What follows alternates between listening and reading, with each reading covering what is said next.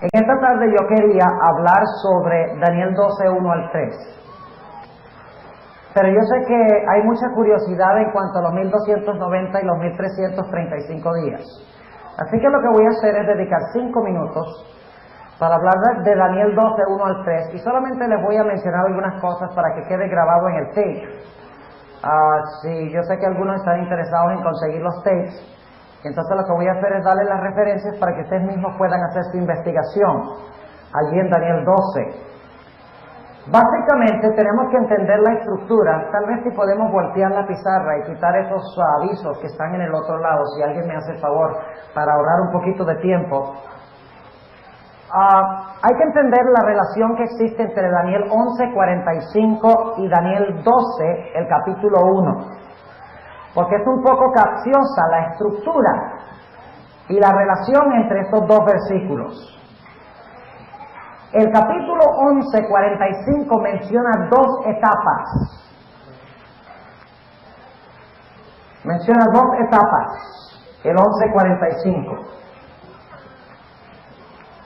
La primera etapa, ustedes pueden ver en el 11:45, es cuando el rey del norte planta sus tiendas, las tiendas de su palacio, entre los mares, es decir, entre el Mediterráneo y el monte deseable del santuario, que según vimos anoche es el valle de Megido, es el mismo valle de Amon Gog, es el mismo valle de Josafat, es básicamente el mismo valle, inclusive es el mismo valle de Jezreel, que se menciona también en las profecías. Y cada uno de los nombres de esos valles es lo importante, no el lugar, sino el nombre. Josafat significa Jehová juzga. Armagedón significa monte de matanza, describe lo que va a pasar allí. Amon Gog significa multitud de Gog, a donde Gog llegará a su fin, sin tener nadie quien le ayude. Gog es un símbolo de Babilonia. Y el nombre Jezreel significa tambalearse como un borracho. Interesante. Eso es lo que va a pasar con los impíos. De lo importante no es el lugar, sino el significado del nombre. Por eso dice en Apocalipsis 16:16, y los reunió en un lugar que en hebreo se llama Armagedón. ¿Entiende? El énfasis es el significado del nombre en hebreo. No es el lugar. Un lugar que en hebreo se llama Armagedón. Y la palabra Har significa monte y Magedón viene de Megido, monte de Megido. Ahora, no hay tal cosa como monte de Megido porque Megido es un valle, lo cual indica de que no se puede tomar literalmente porque Megido es un valle, no un monte. Pero como los hijos de Dios están en el monte Sión,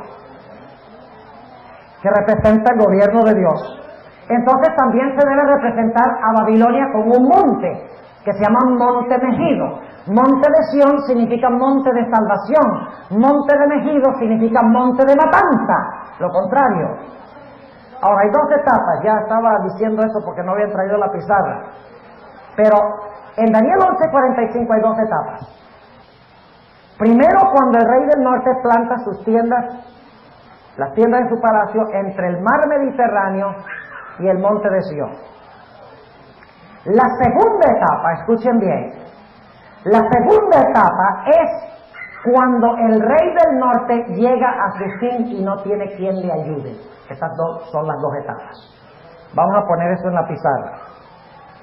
La primera etapa está en cuando pone sus tiendas. Vamos a ponerlo aquí. Cuando pone las tiendas de su palacio, y la segunda etapa es cuando llega a su fin. Ahora, Daniel 12:1 también tiene dos etapas. En aquel tiempo se levantará Miguel. ¿Cuál tiempo? ¿El de las tiendas o llegará a su fin y no tendrá quien le ayude? Aquí. Yo les pregunto, cuando se levanta Miguel, ¿es que cae Babilonia? ¿Qué pasa después que se levanta Miguel? Viene el tiempo de angustia. ¿Y qué es lo que trae el tiempo de angustia? El hecho de que el rey del norte colocó las tiendas de su palacio al lado de Jerusalén para destruirla. ¿Recuerdan lo que estudiamos esta mañana? ¿Está claro? Así que el levantamiento de Miguel sucede en aquel tiempo cuando el rey del norte coloca las tiendas en su palacio, listo para atacar a Jerusalén. La segunda etapa del versículo 1 del capítulo 12, que equivale a la frase que dice llegará a su fin y no tendrá quien le ayude, es la frase que dice en aquel tiempo tu pueblo será libertado, todo aquel que se hallara escrito en el libro. O sea que el pueblo es libertado al mismo tiempo que el rey del norte llega a su ¿qué? A su fin. ¿No es eso lo que vimos esta mañana? ¿Está claro? Hay que entender esto. El 11:45 menciona dos etapas y el 12:1 repasa las dos etapas diciendo que cuando él ponga las tiendas de su palacio para atacar a la iglesia, Miguel se levanta y dice, se acabó su reinado, ahora el reino soy yo. Y viene el tiempo de angustia. Y luego cuando está concluyendo el tiempo de angustia, las plagas, ¿ve? La sexta y séptima plaga son las últimas del tiempo de angustia. En la sexta plaga es que el rey del norte llega a su fin y no tiene nadie quien le ayude. ¿Por qué? Porque los reyes abandonan a Babilonia, a la ramera, los comerciantes la abandonan, las aguas se levantan contra ella, llega a su fin y no tiene quien le ayude. Y cuando llega a su fin, ¿quiénes son libertados de su poder? El pueblo de Dios. ¿Cuántos entienden lo que dijimos? Ok, es importante eso. Ve, ya tomamos 10 minutos en ese punto. Y todavía tenemos que llegar a los 1000. Si no subimos los 1335 días, nos va a tener que esconder. Ahora, déjenme mencionar algunas cosas. Cuando dice, se levantará Miguel, y solo voy a hacer referencia, voy a leer ahora, pero presten atención, no me gusta leer, pero tengo que ponerlo para que lo tengan en el tape para estudiarlo. La palabra levantará es la palabra hebrea amad. Y siempre en Daniel 11 significa un rey que derroca a otro para comenzar a gobernar. ¿Oyeron lo que dije? Un rey que reemplaza al rey anterior para gobernar. Los versículos donde se encuentra esta palabra levantarse, Daniel 8:22, Daniel 8:23, Daniel 8:25, Daniel 11:2, versículo 14, versículo 20 y el versículo 21. Y un ejemplo clásico es el que tenemos en el capítulo 11 y el versículo 2, donde dice, de aquí en adelante se levantarán 3 reyes en Persia. ¿Qué significa eso? Que se levantarán 3 reyes. Significa que gobernarán 3 reyes, ¿verdad? Así que levantarse significa empezar a gobernar. Yo les pregunto, hasta el momento cuando se cierra la puerta de la gracia, inclusive después que se cierra la puerta de la gracia, ¿en qué condición se encuentra el mundo? ¿Quién ha ejercido su gobierno? Satanás. Pero cuando se levanta Miguel dice, se acabó el gobierno de Satanás, ahora aquí voy a gobernar soy yo. Y todos estarán de acuerdo de que fue un error pensar que Satanás podía implementar un sistema de gobierno mejor que el de Dios. En el tiempo de angustia se verá claramente el estilo de gobierno que hubiera implantado Satanás si hubiera tomado el lugar de Dios. Imagínense un universo gobernado por un Lucifer. Óigame. Por eso Dios permite que el mal continúe, para que podamos ver con estos 2 ojitos, para que quedemos vacunados por la eternidad. Y no le creamos nunca más a otro que diga, ay, yo podría poner un mejor gobierno que el de Dios. Mi ley sería más justa, habría más libertad. Después del pecado en este mundo, nadie va a comerse un cuento tal. El universo quedará para siempre vacunado. Bueno, esa es la palabra Nagid, príncipe. Se encuentra en Isaías 9:4, Daniel 1:7, Daniel 8, 11 y 25, Daniel 10, 13, 20 y 21 y Ezequiel 28:2. Significativo este texto. Ahora, cuando dice, en aquel tiempo se levantará Miguel, el gran príncipe que está por los hijos de su pueblo. Esa palabra por es la palabra en favor. Pueden leer Isaías 3:13. Ahí les dice claramente que Dios Dios se levanta en favor de su pueblo y juzga a los pueblos de la tierra. Significa en favor de su pueblo. Quiere decir que antes todos estaban luchando en contra de su pueblo. Y por eso Dios dice, ahora tengo que levantarme yo para hacer justicia aquí. Los hijos de tu pueblo, ¿quiénes son en este versículo? Que están por los hijos de tu pueblo. ¿Del pueblo de quién? ¿A quién le está hablando aquí? A Daniel. Dios le está diciendo que Miguel está por los hijos de tu pueblo, Daniel. ¿Y quién era el pueblo de Daniel? Ay, ahí tenemos un problema. Porque es que nosotros no somos israelitas.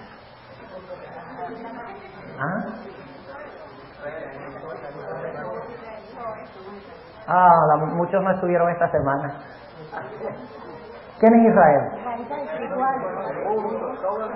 Es espiritual y está en todo el mundo. Si vosotros sois de Cristo, simiente de Adán sois. Y mencionaba durante la semana que Yitzhak Shamir no es judío, según la definición bíblica. En cambio yo, que no tengo sangre judía, soy judío. Según la definición bíblica, ¿ves? Ahora, en los tiempos de Daniel, el pueblo de Dios, su pueblo, según Daniel 9:24, eran los judíos literales. Ustedes leen Daniel 9:24, habla del pueblo de Daniel, pero en su época. Pero como esto apunta al final de la historia, el pueblo de Daniel, ¿quién es? El Israel espiritual. Muy bien. Tiempo de angustia. ¿Ve cómo estoy andando rapidito? Tiempo de angustia. ¿Cuáles textos debemos estudiar? Ineludiblemente Génesis 32:7. Porque este es el tiempo de angustia de Jacob. Cuando Esaú venía a destruirlo, a aniquilarlo. ¿Y Jacob qué hace? Lucha con el ángel del pacto. ¿No es este el retrato que tenemos aquí en el tiempo de angustia? Luchando con Cristo, el ángel del pacto. El pueblo de Dios dice, no te soltaremos hasta que nos bendigas. Hasta que tengamos la certeza de que nos vas a proteger de nuestros enemigos. ¿Qué se le dio a Jacob después que venció? Un nuevo nombre. ¿Recibirán los hijos de Dios un nuevo nombre?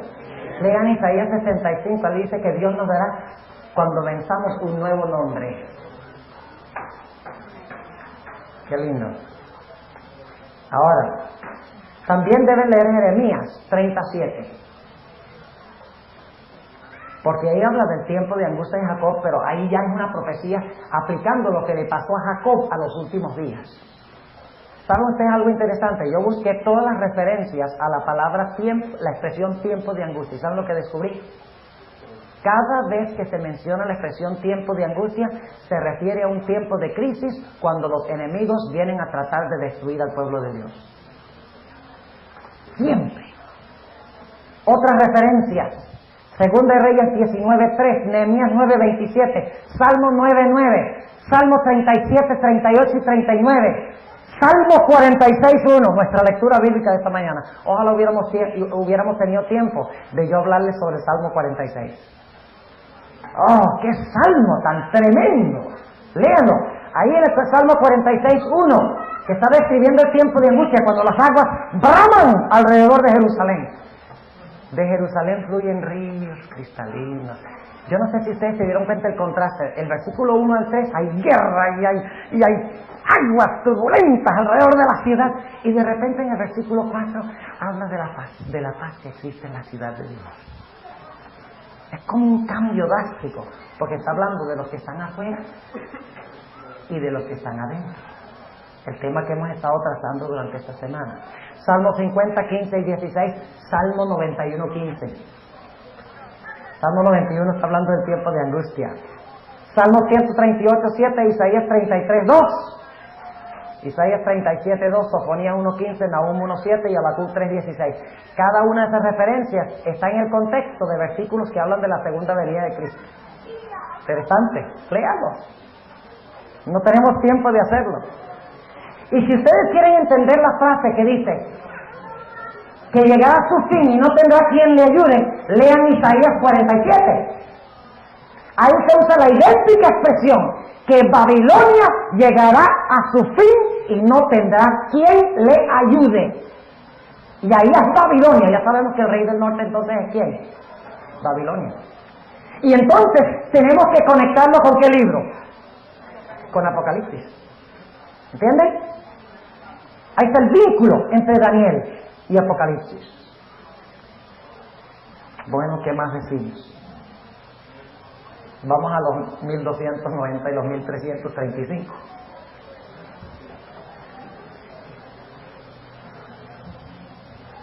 Y no pretendo tener todas las soluciones a todos los problemas. Pero en mi mente yo creo que esta es la interpretación correcta. Y si ustedes notarán que conectaré varios versículos de la Biblia.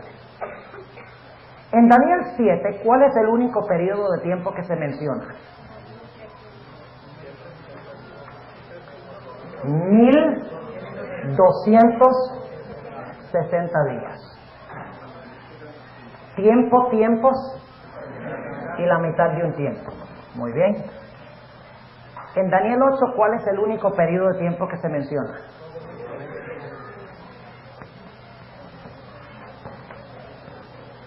Los 2300 días. Son los dos periodos de tiempo que se mencionan en el libro de Daniel. ¿Correcto? ¿Hay alguno más? Bueno, se mencionan los 7 tiempos de Nabucodonosor. Pero ya se es aparte, porque eso es historia. Pero digo, proféticamente, antes del capítulo 12 son los únicos dos que se mencionan, ¿correcto? Ahora, ¿cuáles son? Bueno, en Daniel 12 se menciona nuevamente así que vamos a dejar eso a un lado, porque ya está mencionado. Pero ¿cuáles otros dos se mencionan en Daniel 12? 1290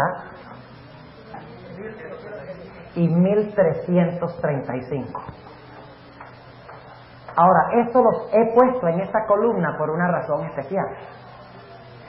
Porque vamos a encontrar que los 1290 días guardan una relación estrecha con los 1260 días.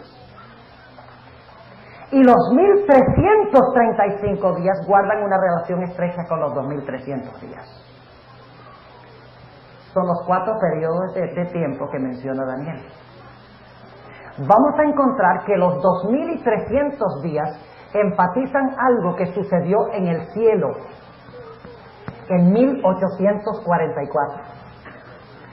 Pero vamos a ver que lo que sucedió al concluir los 1335 días es algo que sucedió en la tierra en 1844. ¿Vamos bien? ¿Cuántos entienden hasta dónde vamos? No, todavía no les he dado la evidencia, pero ¿cuántos entienden hasta dónde hemos llegado, lo que les he dicho? A ver, ¿vamos bien? Ok. Ahora, ¿cómo sabemos nosotros que estos periodos de tiempo en Daniel 12, bueno, ¿por qué puse aquí Daniel 8? Bueno, aquí tenemos entonces, aquí tenemos los de Daniel 12, aquí. Estos son Daniel 12, y estos aquí son los de Daniel 7 y los de Daniel 8. Ahora, ¿cómo sabemos que hay una relación estrecha entre Daniel 8 y Daniel 12? Por una razón muy importante. Y es que el marco es el mismo. Vamos un momentico a Daniel 8. Vamos a Daniel 8.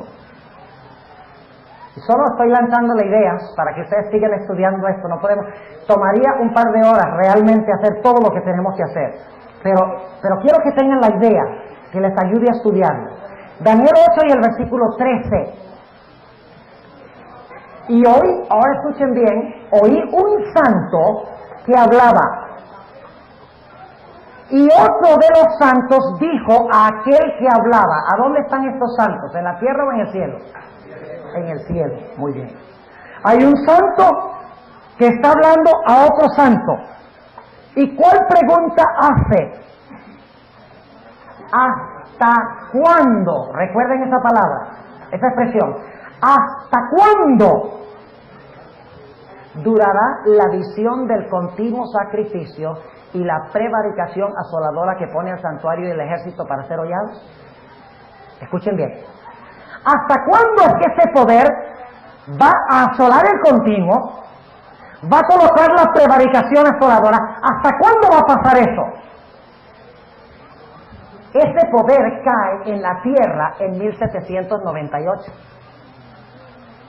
pero es hallado falso en el cielo en 1844. ¿Entienden?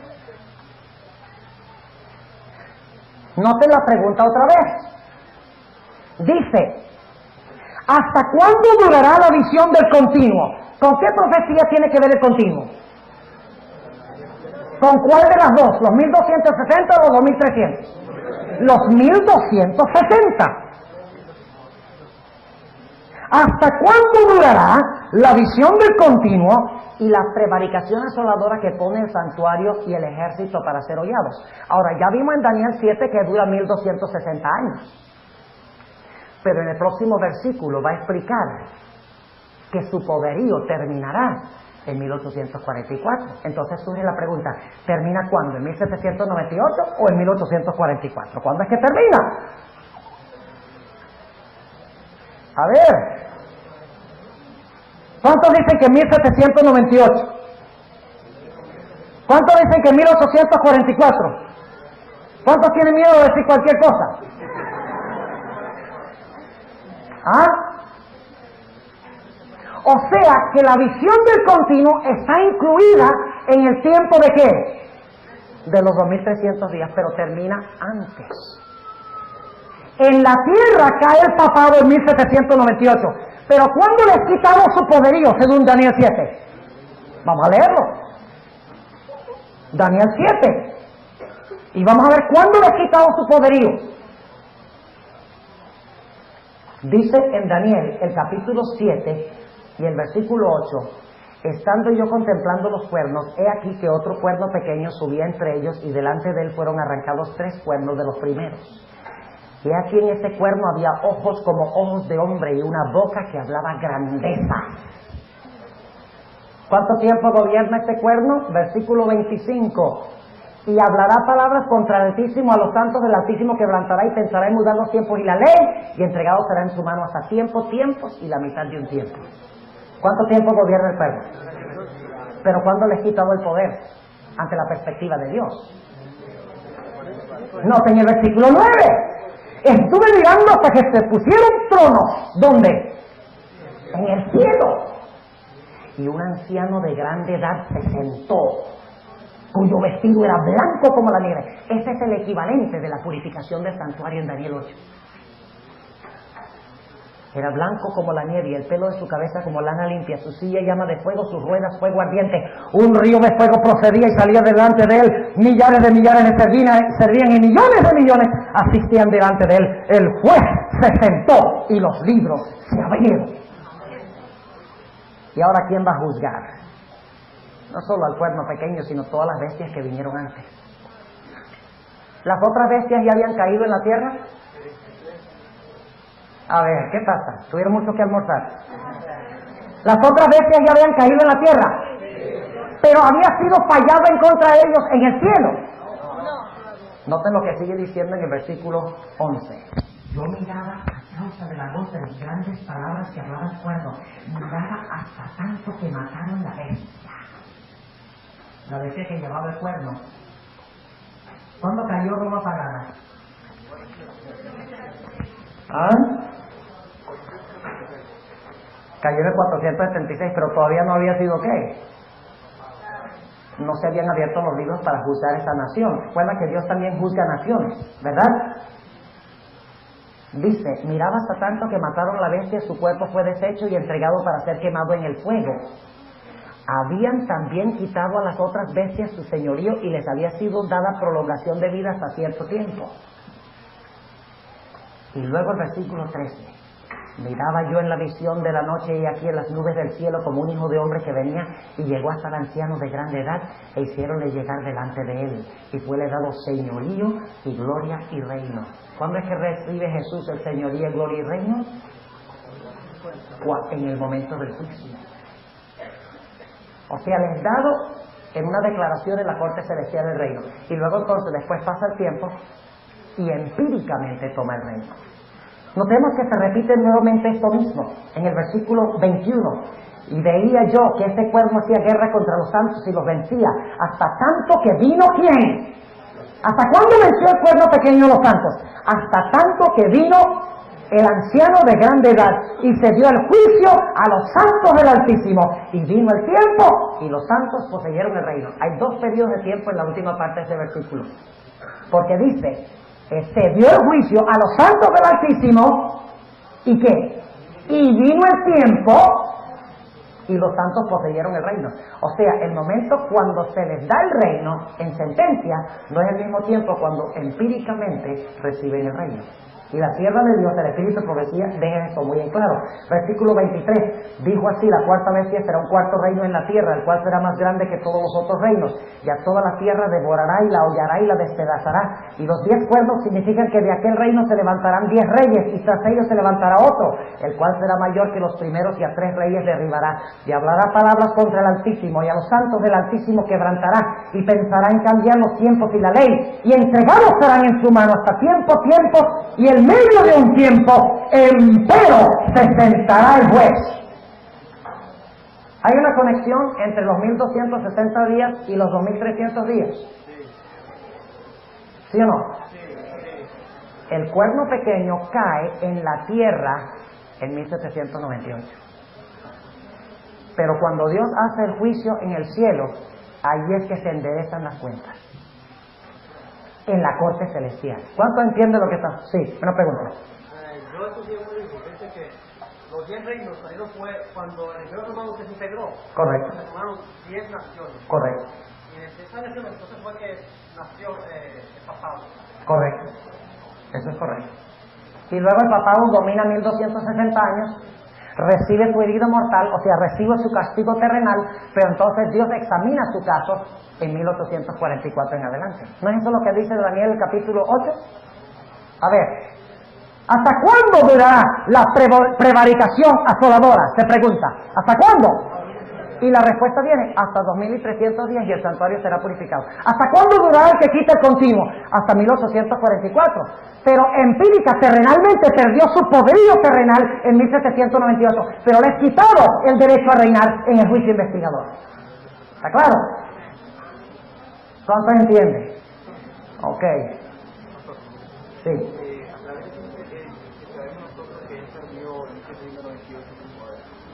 ¿A base de qué sabemos que perdió su poder en 1798? ¿Qué hecho histórico? Lo leímos anoche, el hecho de que vino Berthier, le arrancó los anillos al Papa. El mismo día que estaba celebrando el aniversario de su ascenso al trono, estaba celebrando una fiesta en la Capilla Sistina, según leímos anoche, gozándose. Y ahí entró Berthier y le dijo, tu poder se terminó. Y le arrancó los anillos y se lo llevó preso, donde 18 meses más tarde murió. Inclusive era el propósito de la Revolución Francesa, aniquilar el papado. No era solo reformarlo, porque muchos papas antes habían sido llevados cautivos, pero nunca con la intención de desarraigar al papado. Es la diferencia. Ok. ¿Vamos bien? Sí. Pastor, si en el año 1844 empieza el juicio, y la palabra dice que el juicio de Dios empieza por la casa de Israel, por nosotros, ¿cómo es que podemos aplicar el juicio al papado, que no es la casa de Israel, Correcto. por nosotros? Correcto. Por la sencilla razón de que el cuerno pequeño durante la Edad Media hacía todo con referencia al reino de Dios. Pisoteó la verdad de Dios, pisoteó el santuario de Dios, pisoteó a los santos de Dios. Y al Dios examinar los casos de los santos, ¿qué pasa automáticamente con el cuerno pequeño? Es hallado falso. Además de eso, hermano, el papado pretendía ser cristiano, pretendía ser la casa de Dios. ¿Ah, no? ¿Qué pretende ser el Papa? Vicarius Filii Dei. No pretende ser Vicarius Nimrod Dei, que eso es en verdad. Entonces, siendo que pretende, es que el juicio analiza los casos de todos los que pretendieron servir a Cristo. La casa de Dios no solamente es la iglesia adventista, sino que son todos los cristianos que alguna vez profesaron el nombre de Jesús, según dice el Espíritu de Profecía. Ok. Volvamos a Daniel 12. ¿Qué horas tenemos?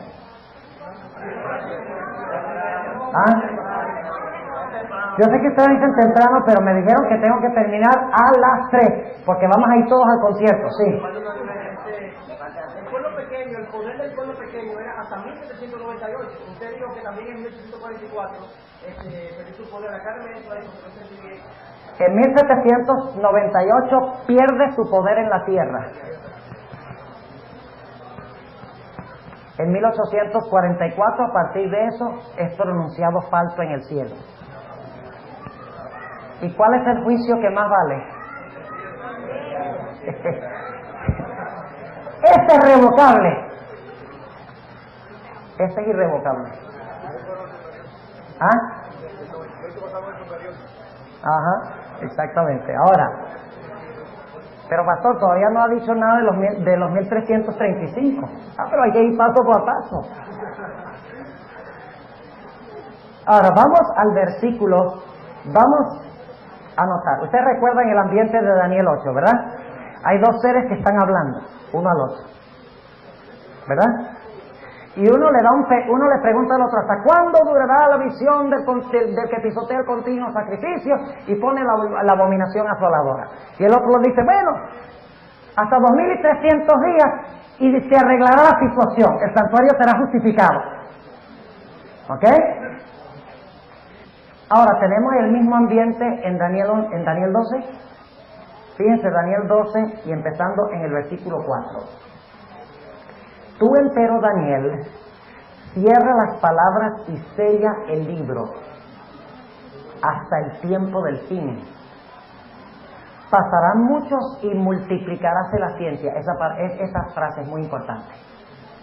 Ahora, yo creo que nosotros hemos creído siempre que eso quiere decir que en los tiempos del fin va a haber muchos cohetes y cepillos de dientes eléctricos. Y todas esas cosas tecnológicas, modernas. Ese texto nada tiene que ver con el self-bomber. No, nada, en absoluto. Habla de un tiempo, a partir del tiempo del fin, que la ciencia o el conocimiento del libro de Daniel aumentaría. Ahora escuchen bien. Sucedió algo espectacular entre 1798 y 1844 en la Tierra. ¿Qué sucedió?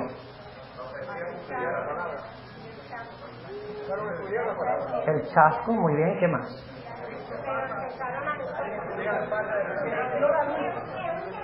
Babilonia.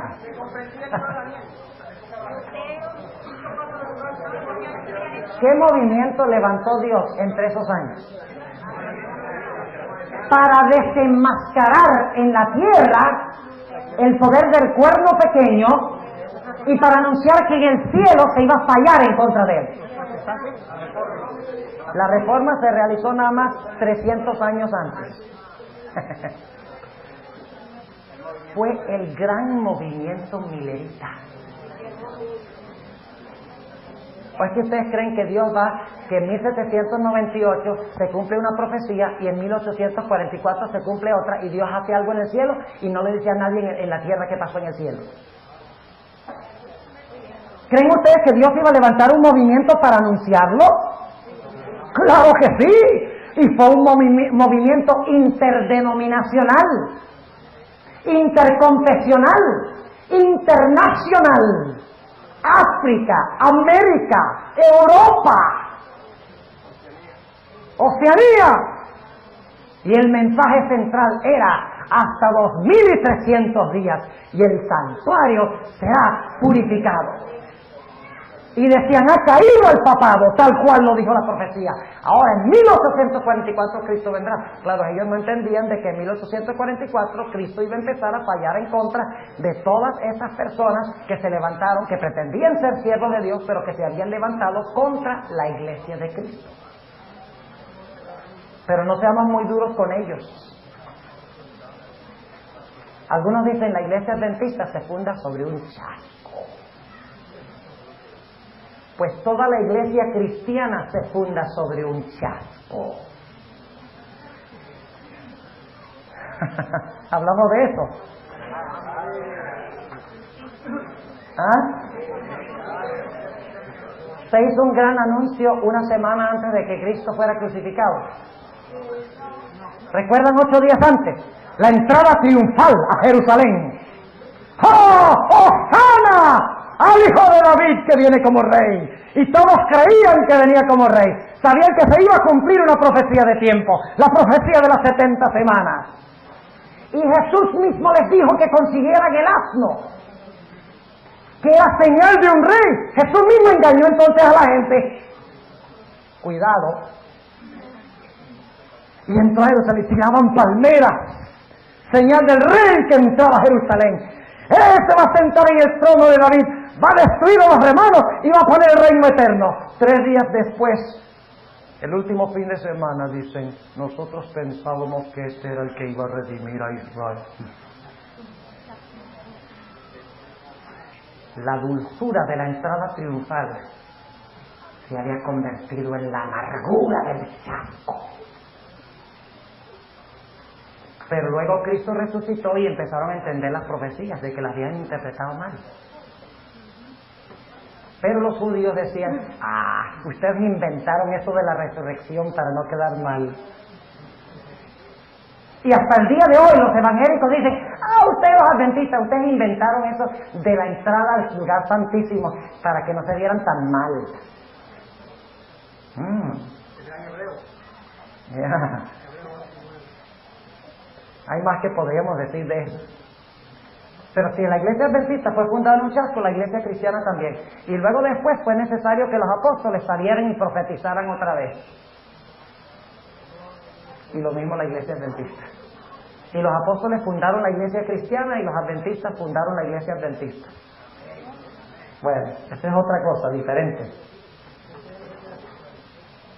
Tú, empero, Daniel, cierra las palabras y sella el libro. ¿Cuál libro? Hasta el tiempo del fin. Pasará mucho sin multiplicarse la ciencia. O sea, iba a venir un tiempo cuando el conocimiento del libro de Daniel iba a aumentar. ¿Y el libro iba a ser qué? Le digo, sella el libro, pero en el tiempo del fin, ¿qué? El libro será abierto y de repente tendrán ciencia o conocimiento. En inglés es la palabra knowledge, la palabra yada en hebreo. O sea, se conocerán las profecías de Daniel, se entenderá Daniel. Dijimos que esto se cumple ¿con quiénes? Con los mileritas. ¿Dónde habla la Biblia de un librito que estaba cerrado y lo vieron? Interesante, ¿no? Apocalipsis 10. ¿Creen que sería bueno ir allá? Y no crean que estamos dando vueltas, no. Pastor Bohr no quiere llegar a los 1335. Quiero llegar, pero me gustaría llegar cuando estamos listos para llegar. Porque el que sale rápido se quema a mitad de camino. Apocalipsis 10. Hablando del movimiento milerita. Y vi otro ángel fuerte, y este es el mismo primer ángel, escuche, este es el primer ángel de Apocalipsis 14. El mismo primer ángel de Apocalipsis 14. ¿Saben que el primer ángel de Apocalipsis 14 es Cristo? El ángel del juicio. Y tendríamos que hablar de Sodoma y Gomorra y los 3 ángeles que fueron a Abraham. 2 se fueron a Sodoma, pero uno, Abraham, se quedó en presencia del ángel de Jehová. ¿Qué es quién? Ajá, Cristo. Este ángel es Jesús, el primer ángel es Cristo. Y vi otro ángel fuerte, ya van a darse cuenta que es Cristo, descender del cielo. ¿Desciende el ángel de Apocalipsis 14 del cielo, el primero? Sí. Cercado de una nube. ¿Qué representa la nube? Ángeles. Y el arco celeste sobre su cabeza. ¿Qué representa el arco celeste? La puerta de la gracia todavía está abierta. Porque el arco iris representa justicia mezclado con misericordia. Y su rostro era como el sol. Lean el relato de la transfiguración. Dice que su rostro, el rostro de Cristo, se le puso como el sol. Este es Jesús. Y sus pies como columnas de fuego. Lean Apocalipsis 1, la descripción que se da a Jesús. Dice que sus piernas eran como bronce, bruñido y encendido. Y ahí tendríamos que hablar de los dos pilares que dirigieron a Israel en el desierto. No nos metamos a eso. Versículo 2. Y tenía en su mano un librito abierto. Realmente dice que hubo sido abierto, o que había sido abierto, lo cual significa que en un tiempo estuvo ¿qué? ¿Saben ustedes cuál es el único lugar en la Biblia donde existe un libro que fue sellado o cerrado? Daniel 12, y el versículo 4 y el versículo 9. No hay más libros sellados en la Biblia. Sabemos entonces que este es el libro de ¿qué? De Daniel. Y puso su pie derecho sobre el mar. El mar significa el viejo mundo, Europa, y el izquierdo sobre la tierra, el nuevo mundo, los Estados Unidos. ¿Fue eso donde primordialmente se proclamó el mensaje? Sí, Señor. Y clamó con grande voz, como cuando un león ruge. ¡Ah! ¿Quién es el león de la tribu de Judá? Cristo es el león de la tribu de Judá. Entonces, ¿quién es este personaje? Es Cristo. Y cuando hubo clamado 7 truenos, hablaron sus voces. Ya avancemos un poquito en el... ¿Ustedes quieren saber más en cuanto a los truenos? Y Apocalipsis 10, compren el libro Symposium on Revelation. Es un libro que está en inglés. Pueden conseguirlo de la conferencia general. Symposium on Revelation. En inglés. Lamentablemente, dicen que en el cielo vamos a hablar español. Pero para llegar al cielo hay que poder leer inglés.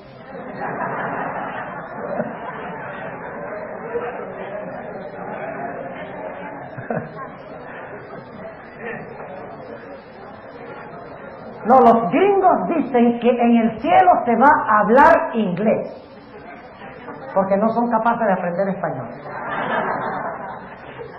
Ok, volviendo a Apocalipsis 10, versículo 4. No, vamos a empezar en el versículo, versículo 6, versículo 5. Y el ángel que vi estar sobre el mar y sobre la tierra levantó su mano al cielo. En Daniel 12 hay un ángel que jura. Hay una conexión aquí. Y el ángel que vi estar sobre el mar y sobre la tierra levantó su mano al cielo y juró por el que vive para siempre jamás, que ha creado cielo y las cosas que están en él, y la tierra y las cosas que están en él, y el mar y las cosas que están en él, que el tiempo no será más.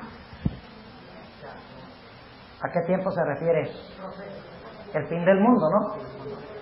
¿Cómo sabemos que cuando dice el tiempo no será más, que no se refiere al fin del mundo? Porque en el versículo 11 dice, es necesario profetizar otra vez, y si se acabó el mundo, de nada valdría profetizar. ¿A qué tiempo se refiere eso cuando dice que el tiempo no será más? Esto está hablando del chasco. Está hablando de 1844. Noten lo que sigue diciendo en el versículo 7. Pero en los días de la voz del séptimo ángel, cuando comenzare a tocar la trompeta, el misterio de Dios será consumado. Que está hablando de lo que pasa cuando concluye el juicio investigador. El misterio de Dios es la predicación del Evangelio. Lean Romanos 16, versículos 26 al 27. Ahí está la explicación de esto. No lo podemos leer ahora, porque el tiempo se ha ido. Cuando comenzare, Romanos 16, 25 al 27. Cuando Él comenzare a tocar la trompeta, el misterio de Dios será consumado, como Él lo anunció a sus siervos los profetas. Y la voz que oí del cielo hablaba otra vez conmigo y decía: ve y toma el librito abierto. ¿Qué significa que el librito está abierto? Antes estaba cerrado. ¿Qué significa un libro cerrado? Sellado. Que no se puede entender. Pero ahora el librito está ¿qué? Que significa que la gente ahora lo puede ¿qué? ¿Saben ustedes que ese modismo en Daniel 12, donde dice que muchos correrán de aquí para allá y la ciencia se aumentará? ¿Saben que ese es el mismo modismo que se usa en Amós 8, 11 y 12, donde dice que muchos correrán de aquí para allá y del norte al oriente buscando palabra de Dios? Y no lo hallarán. ¿Por qué? Porque se ha cerrado la puerta de la gracia. Ahora, ¿por qué van al norte y al oriente, no al occidente y al sur? Porque el lugar donde uno espera encontrar palabra de Dios es en el norte, de donde viene el fuerte clamor, y el oriente, que viene el sello de Dios, que significa que ya no hay sellamiento, que ya no hay fuerte clamor, que la gente no puede conseguir misericordia, porque la puerta de la gracia se cerró. Así lo usa Elena White en El Conflicto de los Siglos, esos versículos. ¿Saben en qué capítulo cita ella esos versículos? El tiempo de angustia de Jacob. Volviendo otra vez a Daniel, el capítulo 12. Ustedes recuerdan que en el versículo 4 dice: tú empero, Daniel, cierra las palabras y sella el libro hasta el tiempo del fin. ¿Cuándo es el tiempo del fin? 1798 comienza el tiempo del fin. ¿Qué movimiento levantó Dios en el tiempo del fin para proclamar que algo iba a pasar en 1844? El movimiento milerita. Entonces yo les pregunto, ¿hay una relación entre 1798 y 1844? Sí. En 1798 Dios levanta a un pueblo para proclamar 1844. ¿Entiende lo que estamos diciendo? Y para hacer algo muy importante, que es desenmascarar la obra del cuerno pequeño, que se conoce como el poder que quitó el continuo, recuerden eso, y el poder que colocó la abominación espantosa. Volvamos a Daniel 11. Ahí vamos a saber qué periodo está hablando esto. Dice en Daniel 11, versículo 31, y ya estudiamos esto en detalle y no vamos a estudiar con más detalle ahora. Serán puestos brazos de su parte, es decir, que el papado tendrá la ayuda del poder político, y contaminarán el santuario de fortaleza, y quitarán el continuo, y pondrán la abominación espantosa. Y esto está hablando del periodo de supremacía papal, los 1260 años. Porque la herida mortal está en Daniel 11 y el versículo 40. ¿Recuerdan cuando el rey del sur se acornea contra el rey del norte? Ahí está la herida mortal. Así que lo que viene antes tiene que referirse ¿a qué? Tiene que referirse al periodo de supremacía papal. Así que sabemos que quitar el continuo y colocar la prevaricación asoladora o colocar la abominación espantosa se refiere a la carrera medieval del papado. ¿Está claro este punto? Ok, ahora volvamos a Daniel capítulo 12. Tú, empero, Daniel, cierra las palabras y sella el libro hasta el tiempo del fin. Pasarán muchos y multiplicaráse la ciencia. Ya yo les describí eso, ¿verdad? Donde dice, pasarán muchos. En inglés dice, many shall run to and fro. O sea, muchos correrán de aquí para allá. Es el mismo modismo de Amós 8, 11 y 12, donde la gente corre de mar a mar y de norte a oriente buscando palabra de Dios. Solo que en Amós no la hallarán. Aquí todavía la hallarán porque el libro sellado se va a abrir. Ahora, ¿dónde habla la Biblia de cuando se abrió el libro? No hay duda alguna. Volvamos otra vez. Ahí estábamos cuando terminamos. En Apocalipsis, el capítulo 10. Apocalipsis el capítulo 10. Ya identificamos a este ángel. ¿Quién es este ángel? Este ángel es Cristo, por varias cosas que mencionamos en los primeros 2 versículos, primeros 3 versículos en realidad. Y estábamos en el versículo 6. Noten que hay un ángel que hace ¿qué cosa? Este ángel ¿qué hace? Jura. Levanta la mano y jura, no olviden eso. Por el que vive para siempre jamás, que ha creado el cielo y las cosas que están en él, y la tierra y las cosas que están en ella, y el mar y las cosas que están en él, que el tiempo no será más. ¿Cuál tiempo? ¿Cuál tiempo? 1260, pero esto está hablando específicamente de qué fecha. ¿Qué fecha todavía no ha llegado? Esto está hablando del chasco. ¿Cuál fue la fecha del chasco? O sea que cuando se anuncia que el tiempo no será más, se refiere al hecho de que 1844 es la última profecía ¿de qué? De tiempo. Por lo tanto, escuchen bien lo que les voy a decir. Si ustedes encuentran a alguien que está jugando con las profecías de tiempo y está aplicando los 1335 días y los 1290 días, tratando de fijar fechas para el cierre de gracia, para la ley dominical, para el derramamiento de la lluvia tardía o cualquier otro evento, córranle como la lepra. Y lo digo con convicción, porque miren, la última fecha profética que sabremos, el último periodo profético que sabremos es 1844. Punto final. Y si yo hubiera sabido que iba a ampliar tanto los 1335 años, les hubiera traído 3 páginas de citas que tengo de los escritos de Elena White, donde ella dice que nunca más se fijará una fecha para ningún evento profético. Lo dice clarito. Y hay una nueva compilación del espíritu de profecía sobre eventos finales, y hay un capítulo entero con muchas más citas que las que yo tengo en esas 3 páginas. Pero yo he traducido muchas de las citas que solo están en inglés. Si alguno está interesado, puede darme su dirección y yo le mando esas 3 páginas de citas del espíritu de profecía. Anóteme su nombre y dirección, ponga citas sobre fijar tiempo y yo les mando esto sin cobro alguno. Pues estamos en sábado y no les puedo cobrar. Pero si ya se hubiera puesto el sol, de todas maneras no les cobraba. Ahora, está claro, el tiempo no será más. ¿Cómo sabemos que esto no se refiere al fin del mundo?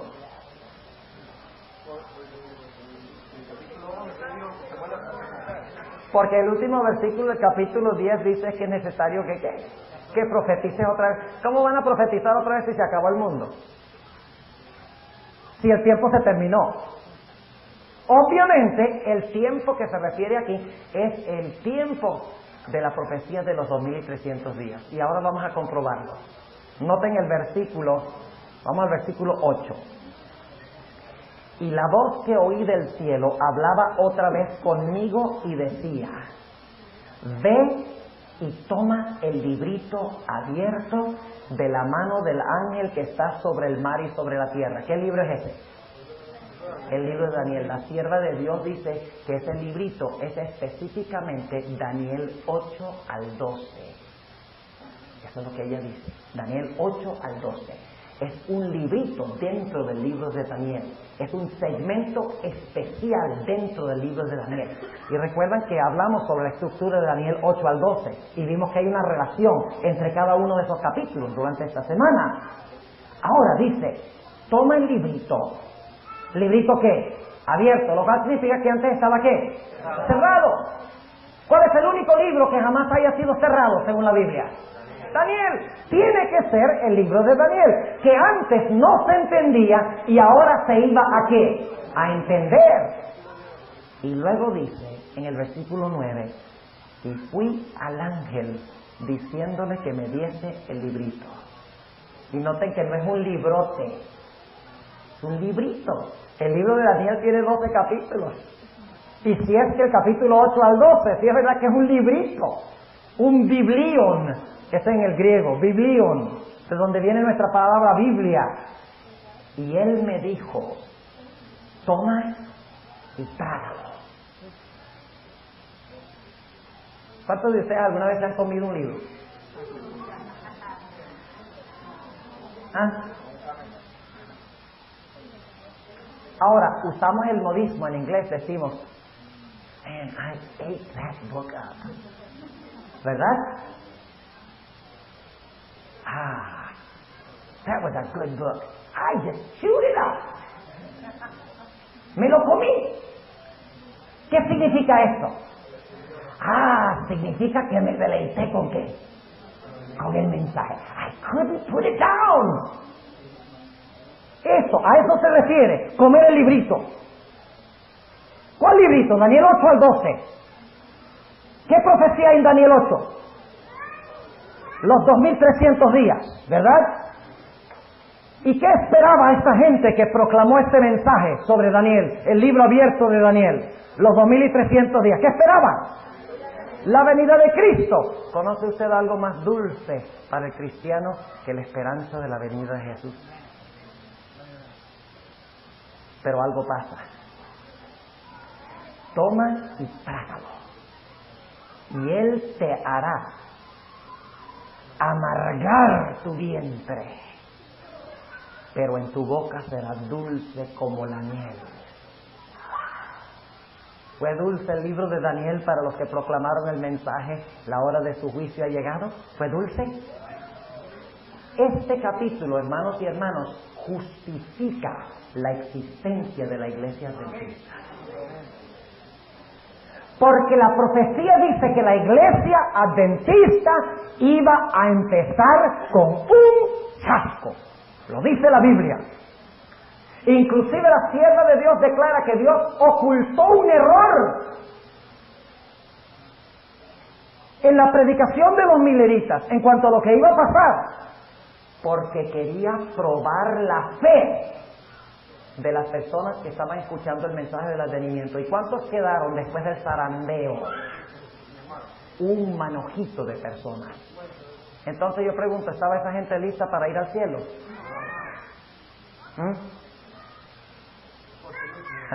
¿Por qué permite Dios que venga el tiempo de angustia sobre el pueblo de Dios? Para que se pueda determinar quién es quién. ¿Quién sirve a Dios por los panes y los peces?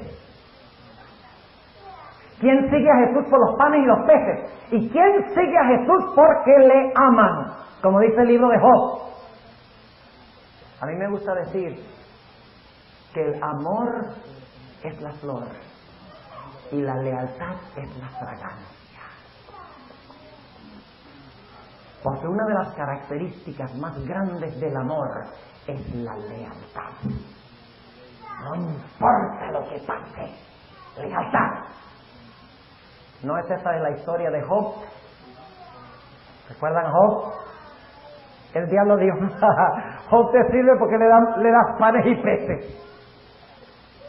Porque tú le haces bien a él, le das todo. No le has cercado, no le has dado hijos, no le has dado hijas, no le has dado casa, no le has dado todo. Por eso te sirve. Quítale lo que tienes y verá cómo te blasfema. Y oigan, Dios se pone en problemas porque Él dice, bueno, está bien. Pruébalo. Óigame. Y sin embargo Job dice, Dios dio y Dios quitó, alabado sea el nombre de Jehová. Aunque me matare, aún confiaré en Él. Eso es amor. Amor no es este machi-guachi sentimiento,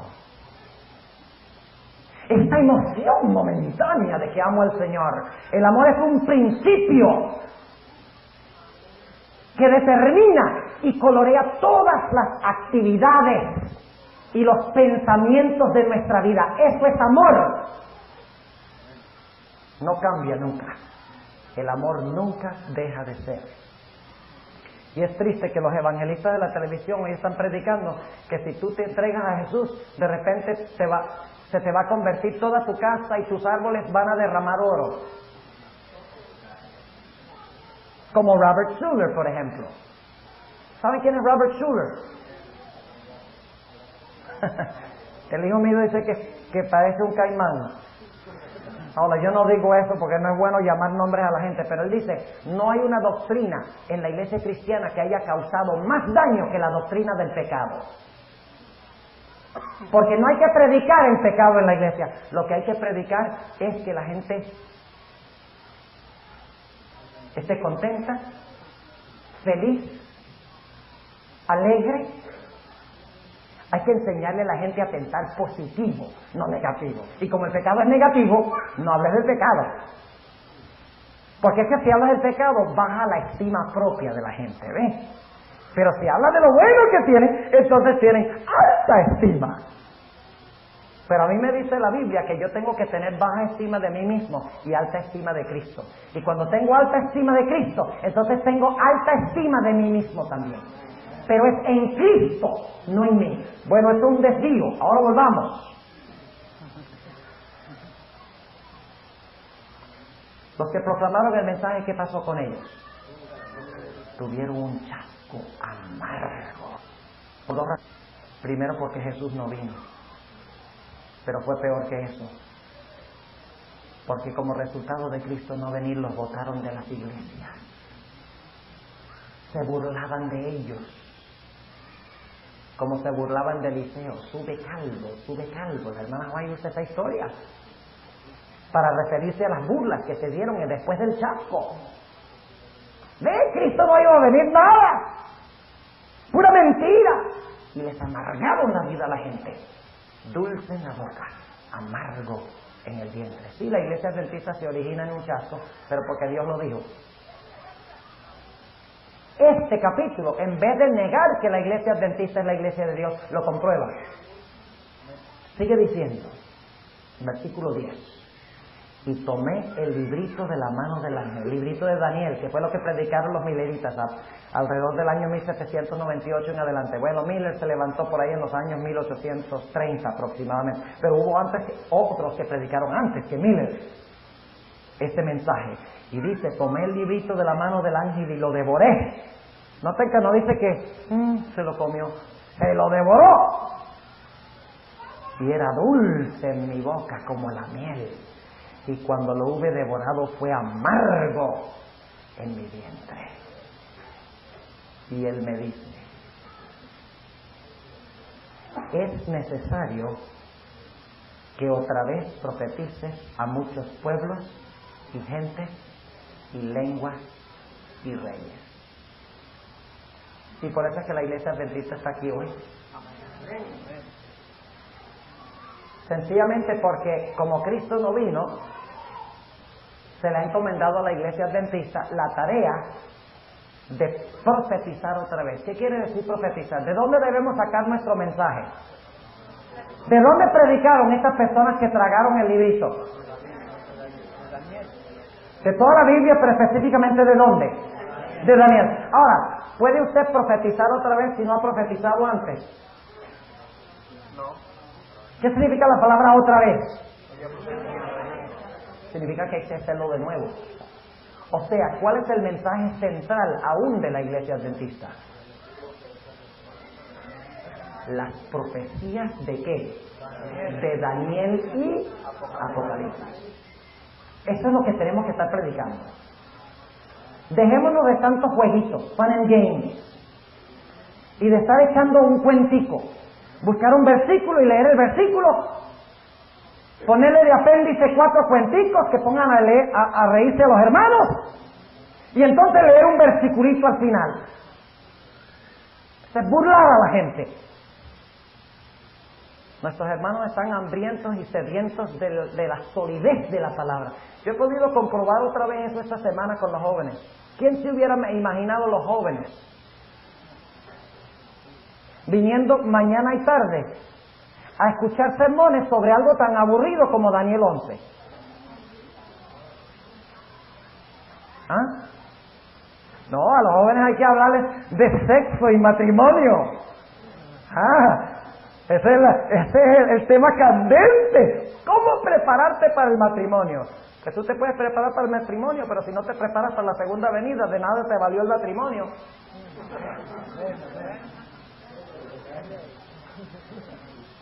Nuestro ministerio se ha desviado de la predicación de la verdad presente.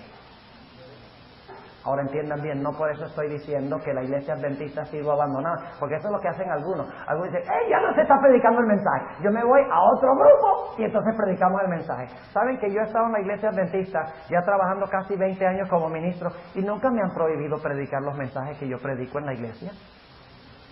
¿Ustedes creen que la conferencia general dice, cuidado con predicar el mensaje de Daniel?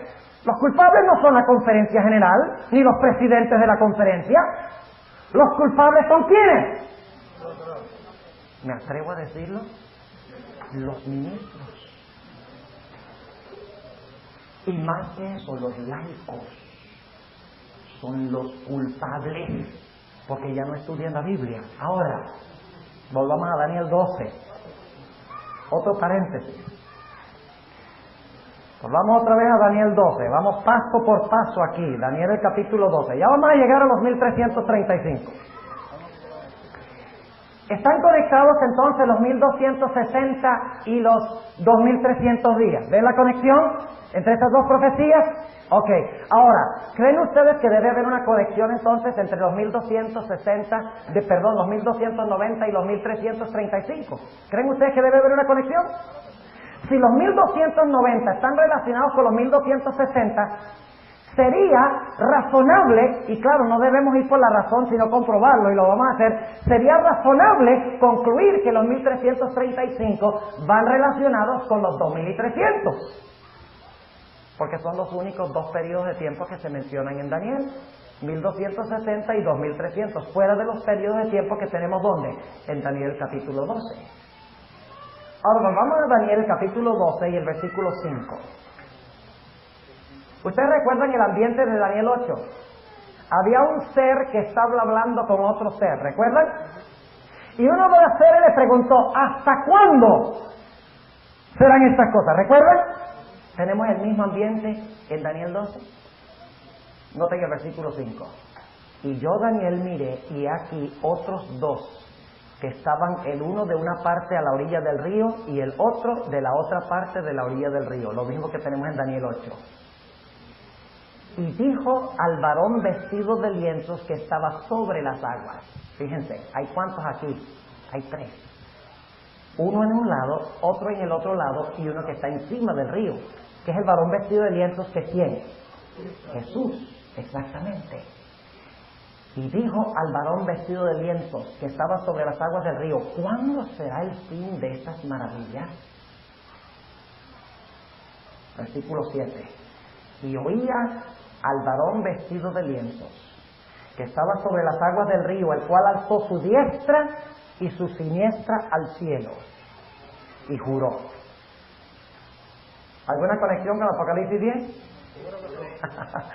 Entonces hay que conectar Apocalipsis 10 con Daniel 8 y Daniel 8 con Daniel 12, ¿sí o no? ¡Claro que sí! Y dice que levanta sus manos, y dice que juró por el viviente en los siglos, que será por tiempos y la mitad. ¿Cuánto tiempo es eso? ¿Tienen ustedes algún problema con ese periodo de tiempo? Está bien, ¿verdad? ¿Son 1260 días literales o simbólicos? Simbólicos, claro. Ahora yo les pregunto, si en Daniel 12 los 1260 son simbólicos, ¿por qué los 1290 y los 1335 van a ser literales? Hay un principio, escuchen bien lo que les voy a decir. Hay un principio de interpretación profética que es de hierro. ¿Cómo? Día por año, sí. Pero escuchen bien lo que voy a decir. El principio día por año se aplica únicamente en la dispensación de la iglesia. Escuchen lo que estoy diciendo, muy importante. Antes de que el Señor Jesucristo ascendiera al cielo, después de venir literalmente a la tierra y de estar literalmente con Israel, todos los periodos proféticos se expresaban en idioma literal. Ejemplo, Nabucodonosor se volverá loco 7 años. Israel pasará en Egipto 400 años. Israel pasará cautivo en Babilonia 70 años. Siempre, y algunos dirán, pero quedan las 70 semanas. Ahí también se aplica el principio, porque literalmente dice en el idioma hebreo, 70 semanas de años están determinadas sobre tu pueblo. No hay que usar el principio día por año para las 70 semanas, porque ya en el original dice 70 semanas de años. Así que aún allí se expresa en idioma literal. O sea que todos los periodos proféticos que se cumplen en el Antiguo Testamento se expresan en lenguaje literal. Pero los periodos de tiempo proféticos que se aplican al periodo de la iglesia antes de la venida de Jesús se entienden simbólicamente. Y luego, ¿y saben lo que lo determina? La presencia literal o espiritual de Cristo. Cuando Cristo está presente literalmente, los periodos de tiempo son literales. Cuando Cristo está presente espiritualmente a través del Espíritu Santo y se ausenta corporalmente, los periodos de tiempo son simbólicos. Y luego cuando Cristo regrese en poder y gloria, nuevamente los periodos serán literales. ¿Saben que una vez me hicieron una pregunta? Y me mataron porque yo no había pensado de eso. Eso fue lo que me llevó a pensar de este principio. Me dijo un joven, mire pastor, los adventistas dicen que los 1260 días son años. O sea, dicen que son simbólicos los días. Dicen que los 1335 días son años. No días, sino años, que son simbólicos. Dicen que los 3 días y medio de la Revolución Francesa son no días, sino años. Dicen que los 2300 días no son días, sino que son años. Entonces, ¿por qué los 1000 años no son simbólicos?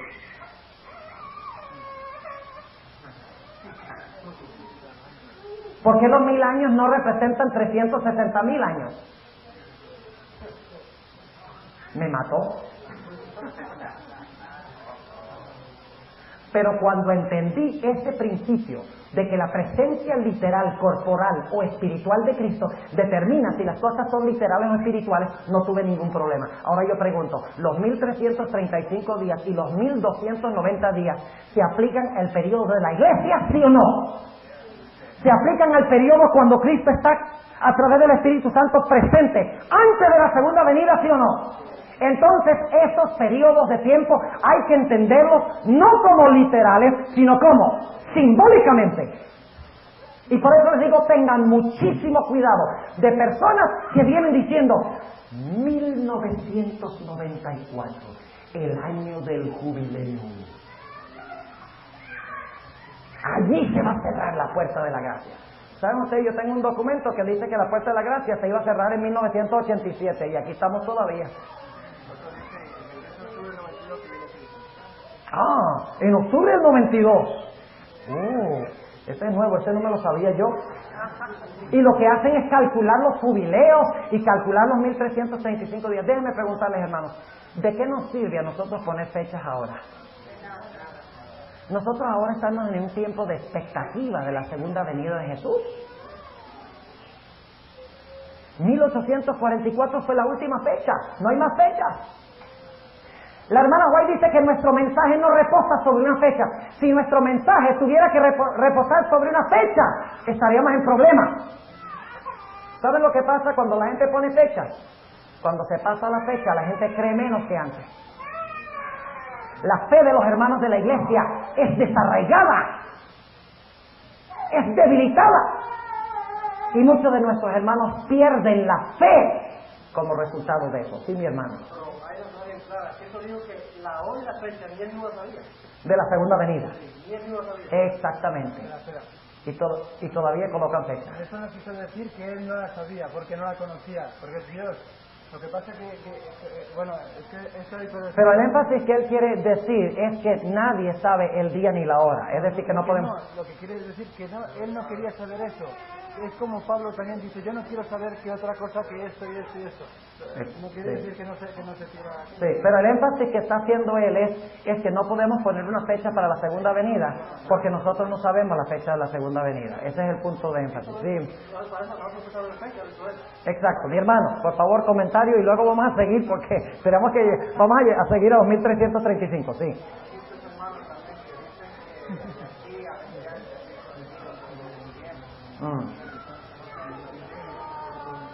Ajá.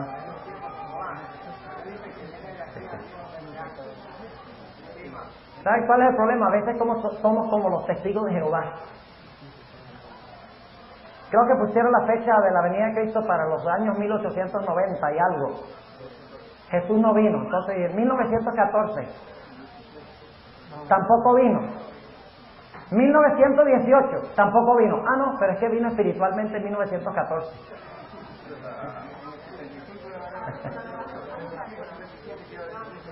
Ay, ay, ay. El Señor nos libre de las personas que colocan fechas. El Señor nos libre de eso. Ahora, noten, dice tiempo, si la mitad de un tiempo, y cuando se acabara el esparcimiento del escuadrón del pueblo santo, es decir, cuando el papado deje de perseguir a los hijos de Dios, y cuando sucedió eso, 1798, todas estas cosas serán cumplidas. Y ahora noten, dice, y yo oí, mas no qué, mas no entendí. ¿Por qué necesita Dios explicar más?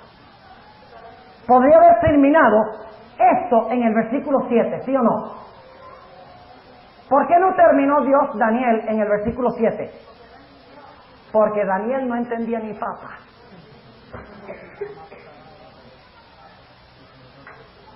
Ustedes pueden entender por qué él no entendió, ¿verdad? Él estaba viviendo más o menos 530 y algo de años antes de Cristo. Todavía faltaban 2000 y pico de años para que se cumpliera esto. 2500 años, en efecto, para que se cumplieran todas estas cosas. Entonces no debe sorprendernos. Entonces note lo que dice, versículo 8. Y yo oí, mas no entendí, y dije, Señor mío, ¿qué será el cumplimiento de estas cosas? Yo quiero saber. Y nuevamente Dios le dice a Daniel, deja de ser tan curioso, hombre. Eso es lo que le está diciendo, versículo 9. Y dijo, anda Daniel, que esas palabras están cerradas y selladas hasta el tiempo del cumplimiento. Esa expresión es hasta el tiempo del fin, idéntica a la expresión que encontramos en el versículo 4. Cierra las palabras y sella el libro hasta el tiempo del fin. Es la idéntica expresión, solo que ahí se traduce hasta el tiempo del cumplimiento. En realidad es hasta el tiempo de ¿qué? ¿Hasta cuándo está sellado Daniel? Hasta el tiempo del fin, cuando termina tiempo y la mitad de un tiempo. ¿Vamos bien? Pero Dios dice, pobrecito, vamos a decirle algo más.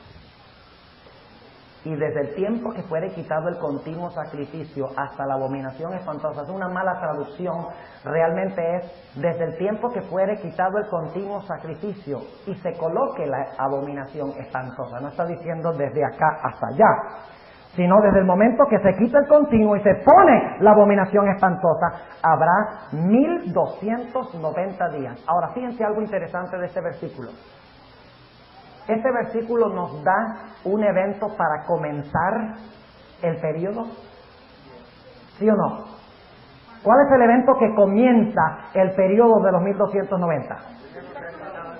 Ahí dice claramente, desde que se quita el continuo y se coloque la abominación espantosa, desde ese momento tú puedes contar 1290 días hacia adelante. ¿Ok? Cuenta 1290 días hacia adelante. Hay un punto de comienzo y un punto de fin. Pero ¿qué diríamos de los 1335 días? ¿Hay un punto de comienzo para los 1335 días? No. Dice, y voy a leer otra vez el versículo 11 para captar el contexto. Y desde el tiempo que fuere quitado el continuo sacrificio hasta la abominación espantosa, habrá 1290 días. Bienaventurado el que esperare y llegare hasta 1335 días. ¿Hay algún punto de inicio para los 1335? No, Lo cual indica de que el punto de inicio de los 1335 días es el mismo punto de inicio de los 1290. Y el hebreo lo indica claramente, dice, desde el tiempo que fuere quitado el continuo, y no sacrificio, el continuo, y se coloque la abominación espantosa, habrá 1290 días. Pero bienaventurado el que esperare y llegare hasta 1335. O sea que los 1290 y los 1335 empiezan o terminan, perdón, no terminan, sino que empiezan al mismo tiempo.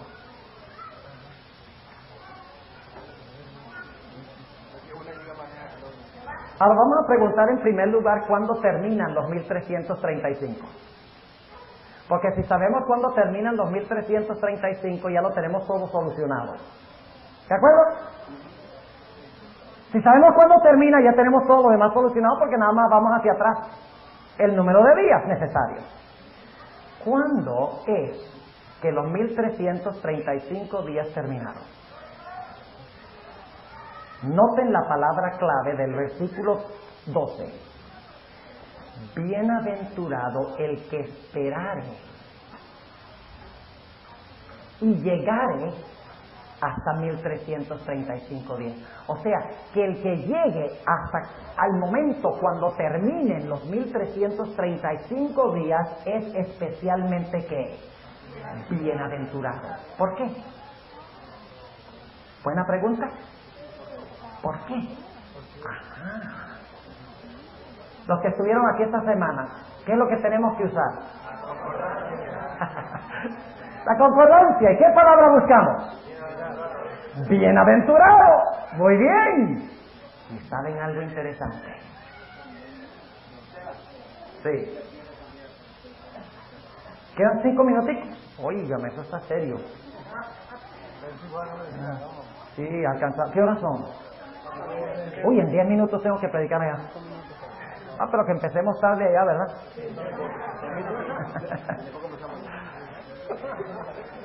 Hora hispana. Nada más hay 5 minutos en el café. Vamos a ver qué hacemos. Sí, vamos a terminarlo. Ok, vamos a terminarlo.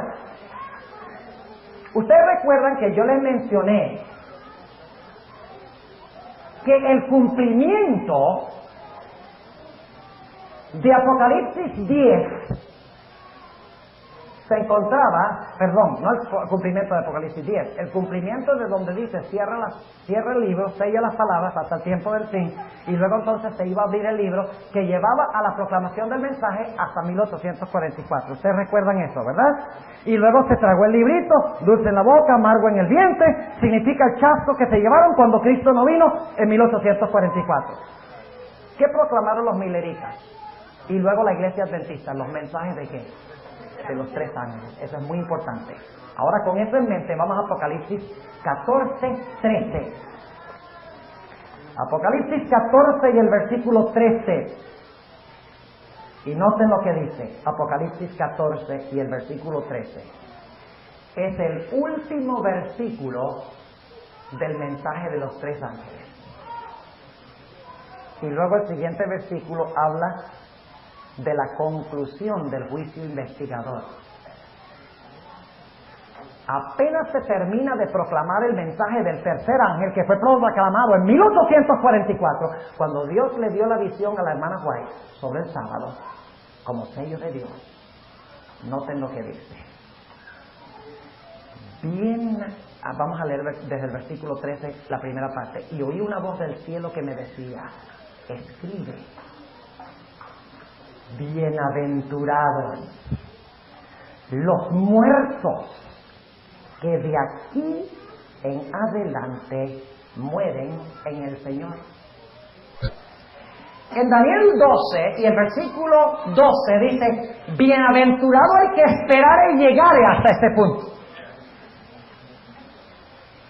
En Apocalipsis 14:13, y ustedes recuerdan que dijimos que cuando dice hasta el que llegare hasta ese punto, se está refiriendo ¿a qué fecha? Apocalipsis 10, 1844. Ahora fíjense, en Apocalipsis no dice bienaventurado el que esperare y llegare. hasta 1335 días, sino que dice, bienaventurados los que de aquí en adelante mueren en el Señor. O sea que los 1335 días, comparando Daniel y Apocalipsis, indican de que este evento termina ¿en qué fecha? 1844, pero todavía nos queda una pregunta, y es esta. ¿Cómo es que un muerto puede ser bienaventurado? ¿Cómo es que bienaventurados los muertos que mueren de aquí en adelante? Obviamente, los que mueren desde ese momento en adelante son diferentes que los que murieron de ese momento para atrás. Porque si no, Dios no diría bienaventurados los que mueren de aquí en adelante. Hubiera dicho bienaventurados los que murieron en todos los siglos en el Señor. Obviamente hay algo especial en cuanto a los que llegan hasta 1335 días. Son bienaventurados los que lleguen a vivir hasta 1335 días y los que mueren de esa fecha en adelante. ¿Están entendiendo lo que estamos diciendo? ¿Qué es lo que los hace especialmente bienaventurados?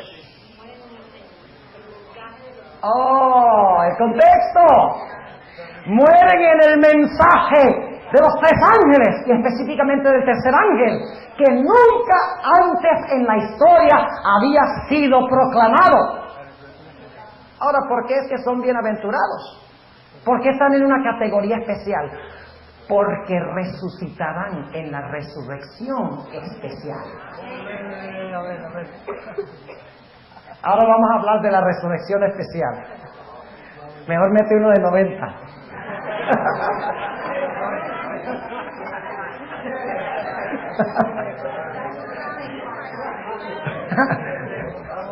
No metas uno de 90, estoy nada más bromeando. ¿Quiénes resucitan en la resurrección especial?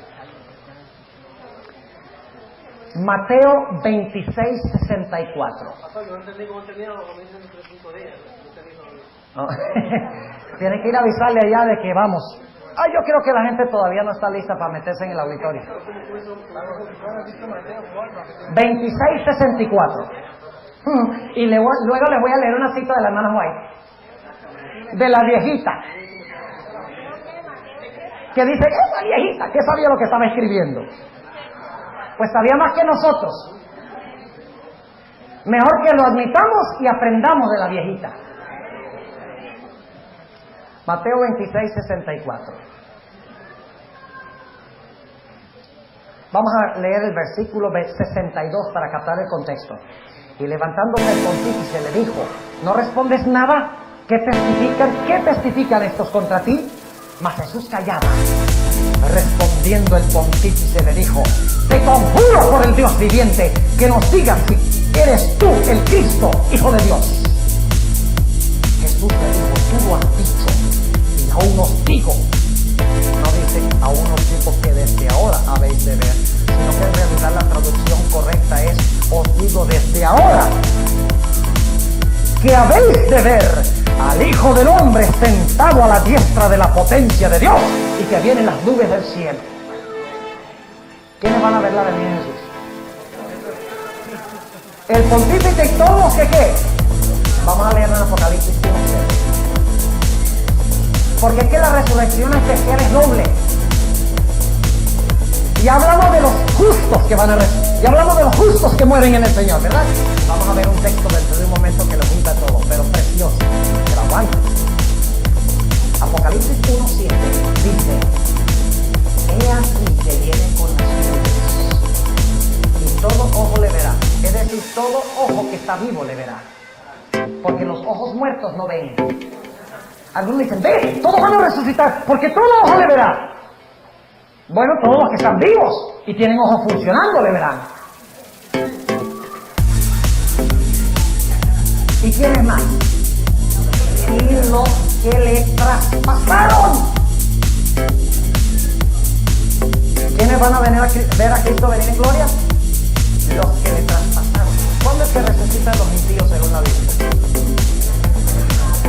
Después del milenio. Y este es otro tema para otro día. Después del milenio resucitan los impíos.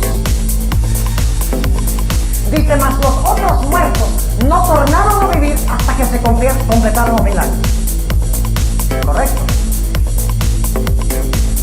O sea que los muertos impíos resucitan después de los 1000 años. Pero aquí dice que hay un grupo que resucitará cuando Cristo venga, los que le traspasaron. ¿Sí o no? Jesús le dijo al pontífice, le dijo, tú me vas a ver venir en las nubes del cielo, con gran poder y gloria. Inclusive en Mateo 23 y el versículo 39, Jesús le dice a los líderes religiosos, ustedes no me volverán a ver, sino hasta que digan, bendito el que viene en el nombre del Señor. Y para decir eso tienen que tener una boca viva. ¿Correcto? Ok. Ahora vamos a buscar el texto que junta todo. Entonces, hay dos grupos que van a resucitar en la resurrección especial. ¿Cuáles son? Los que murieron ¿desde qué fecha en adelante? Desde 1844 en adelante. ¿Y qué otro grupo? Los que traspasaron a Jesús. Ahora, dentro de un momento, después de esta pregunta, vamos a buscar un versículo que junta los dos. Sí. Correcto. Correcto. Correcto. Venga, vaya, aguántense. ¿Y qué de los demás muertos que murieron en el Señor? Espérense, aguántense un momentico, ya vamos a llegar a eso. Todo a su debido tiempo. Daniel 12:2. Daniel 12:2. El texto clave de todo. Escuchen bien. Aquí ya les voy a hablar de la resurrección general, ¿ok? No se asusten. Si tuvieron tatarabuelos que murieron antes de 1844, no se preocupen, hay esperanza para ellos. Pero hay algo especial en cuanto a los que murieron de 1844 en adelante. Ahora noten. Daniel 12 y el versículo 2 está en el contexto de cuando está concluyendo el tiempo de angustia. Cuando el pueblo de Dios es libertado por la voz de Dios. Y eso pasa en el momento de la séptima plaga, cuando Cristo comienza su segunda venida. ¿Sabían ustedes que la segunda venida de Jesús toma varios días? En efecto, yo creo que la segunda venida de Jesús toma 7 días. Ahí se aplica la casi media hora de silencio. Eso no habla del regreso al cielo, porque todas las cadenas proféticas de Apocalipsis terminan y culminan es con la segunda venida. Solo hay una profecía que va más allá de la segunda venida, que es el milenio. Todas las demás culminan, el clímax es la segunda venida de Cristo. Lo cual significa que la casi media hora de silencio, la séptima trompeta, la segunda venida. Séptimo sello, la segunda venida. Séptima plaga, segunda venida. Ahora, quiere decir entonces que cuando declara que en el cielo hubo silencio, y no dice por media hora, dice por casi media hora. Media hora sería 7 días y medio, casi serían 7. ¿Estoy justificado en hacer esa pequeña especulación? ¿Me la perdonan? Yo espero que sí. ¿No es lógico? Y la sierva de Dios dice que toma varios días. Además de eso hay base bíblica. ¿Ustedes recuerdan la historia de Elías? Aquí es que hay que ir al Antiguo Testamento. ¿Qué es lo que hay que buscar en la Biblia?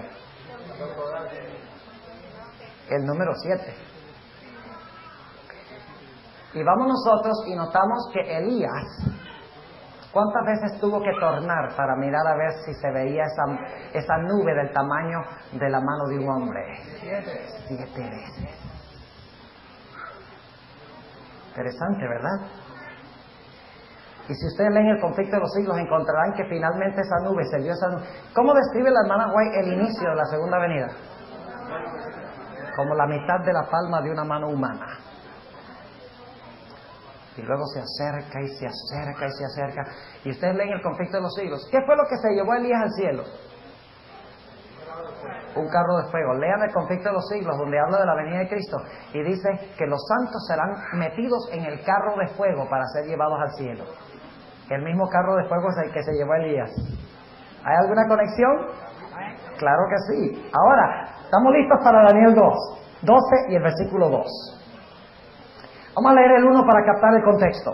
En aquel tiempo se levantará Miguel, el gran príncipe que está por los hijos de tu pueblo, y será tiempo de angustia, cual nunca fue después que hubo gente hasta ese entonces. Mas en aquel tiempo será libertado tu pueblo, todos los que se hallaren escritos en el libro. Esos son los vivos, ¿sí o no? ¿Cómo sabemos que son los vivos? ¿Acaso un muerto hay que libertarlo?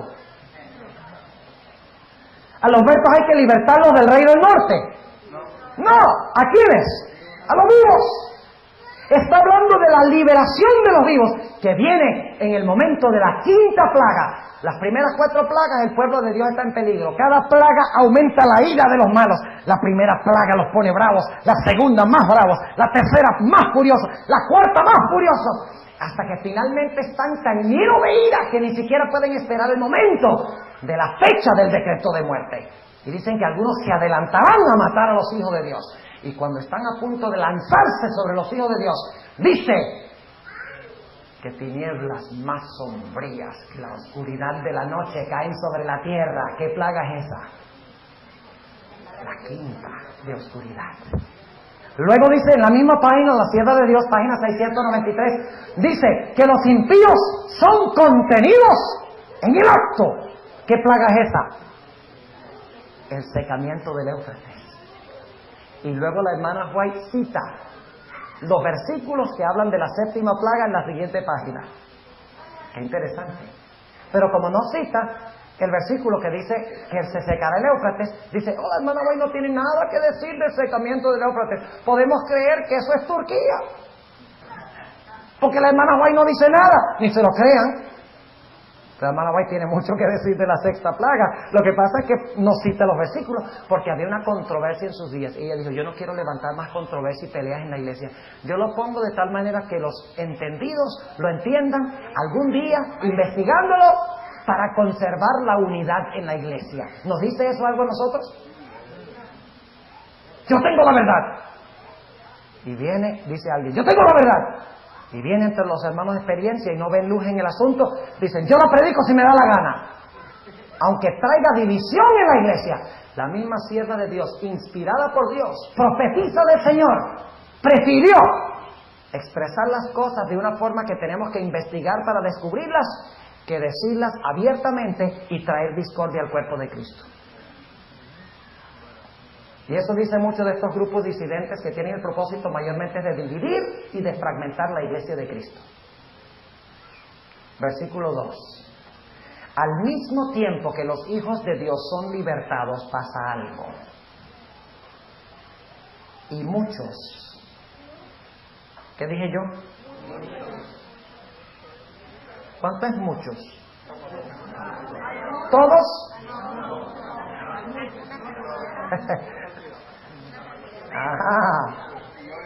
Y muchos de los que duermen en el polvo de la tierra serán despertados. Y usted dice, bueno, pero los muchos son los hijos de Dios y los que quedan faltando son los malos. Nice try.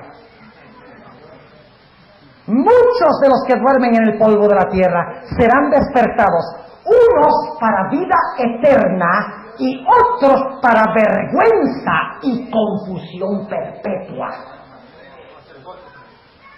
Los que le traspasaron.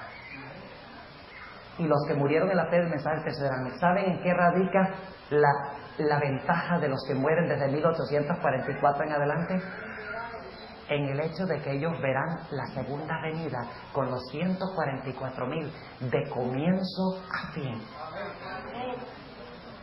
Mientras que los demás muertos resucitan ya cuando los ángeles vienen a tocar la puerta de la tumba.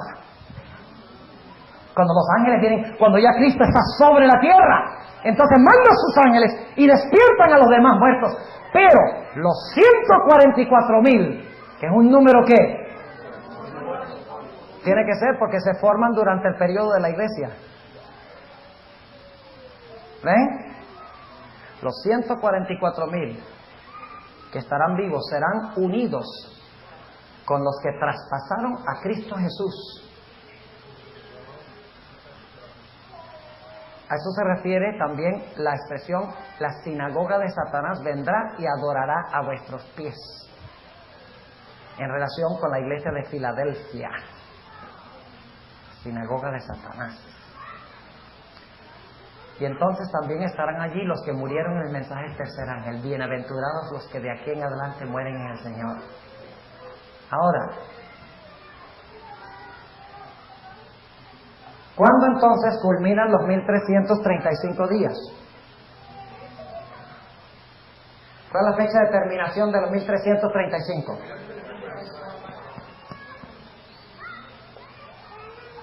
Hacemos 1844 menos ¿cuánto? Menos 1335. Pero escuchen bien lo que voy a decir. Aparentemente uno tiene que restar de 1844, pero no dice en la profecía, bienaventurado el que llegue hasta el final de los, o sea, al final de los 1335 días, sino el que llegue hasta los 1335 días, al comienzo de ellos, hasta el comienzo de 1844. Lo cual significa que no restamos de 1844, sino del último día ¿de qué? De 1843. Porque el último día de 1843 nos lleva hasta el momento cuando comienzan los 1300, o cuando comienza el final de los 1335 días. Entonces, ¿qué tenemos? 13 menos 5, 8.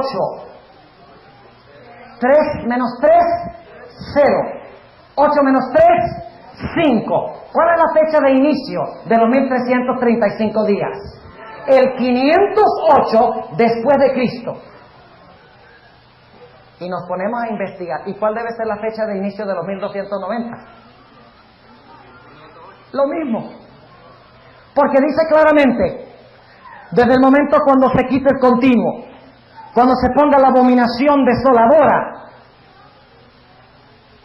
hasta, ¿qué cosa? Dice aquí. Habrá, y la abominación espantosa, habrá 1290 días. O sea que la abominación espantosa y el continuo iba a ser quitado ¿por cuánto? 1290 días. Y luego dice, bienaventurado el que esperare y llegare hasta 1335 días, la misma fecha de inicio. Lo cual significa que los 1290 y los 1335 empiezan en la misma fecha, el año 508. Ahora, ¿qué es significativo de la fecha 500? Hoy, dicho sea de paso, vamos a mirar los 1290 días. Si los 1290 días comienzan en el año 508, ¿a qué fecha nos lleva? 1798, ¿no es esa la otra fecha? ¿Ya es hora? Ok, ya, 2 minutos, es que ya estoy terminando. Canten muchos himnos. ¿Ah? Los 2 minutos simbólicos, sí, proféticos. Ok, ahora fíjense. Los 1290 y los 1335 empiezan en el 508. Y fíjense, qué peculiar. Lo que pusimos aquí se aplica, ¿verdad? Fíjense. Los 1290 van vinculados ¿con qué? Con los 1260. Y los 1335 van vinculados ¿con qué? Con los 2300. Fíjense. Ahora, ¿qué pasó en el año 508? Ustedes pueden leerlo de una forma bien ampliada en el libro de Uriah Smith, Las Profecías de Apocalipsis. Ahí les da todos los detalles. En esa fecha, Clodoveo, rey de los francos, por primera vez en la historia, le ofreció al poder papal todo su poder político para llevar adelante el poder de la Iglesia Católica. Es decir, le dio una base política para que la Iglesia Católica extendiera su poder, quitara el continuo y pusiera la abominación espantosa a nivel de toda Europa. Y qué interesante que Clodoveo, quien le entregó las llaves de París al Papa, Tenemos a alguien aquí que trabaja en París. Que le entregó la llave de París al Papa exactamente 1290 años más tarde. París le arrancó las llaves al Papa. Qué interesante. Bueno, hasta ahí llegamos. ¿Cuánto les quedó claro la profecía de 1290 y 1335? ¿Les quedó claro? Ok, ha sido un placer estar con ustedes. Han sido buenos escuchas, buenos alumnos. Me he disfrutado mucho. Salgo bendecido de aquí. Que Dios les guarde. Vamos a orar. Y ahora vamos a... Les prometí mencionarles la cita de la viejita, de la hermana Elena G. White, donde habla de la resurrección especial. Es interesante notar que ella en la página 695 del Conflicto de los Siglos dice lo siguiente: los sepulcros se abren y muchos de los que duermen en el polvo de la tierra serán despertados, unos para vida eterna y otros para vergüenza y confusión perpetua. Todos los que murieron en la fe del mensaje del tercer ángel salen glorificados de la tumba para oír el pacto de paz que Dios hace con los que guardaron su ley. Los que le traspasaron, los que se mofaron y se rieron de la agonía de Cristo y los enemigos más acérrimos de la verdad y de su pueblo, son resucitados para mirarle en su gloria y para ver el honor con que serán recompensados los fieles y obedientes. Y luego más adelante en el mismo capítulo, la sierva de Dios habla de la resurrección general de todos los hijos de Dios que murieron antes de 1844, lo cual significa que los que murieron después de 1844 están en un grupo especial.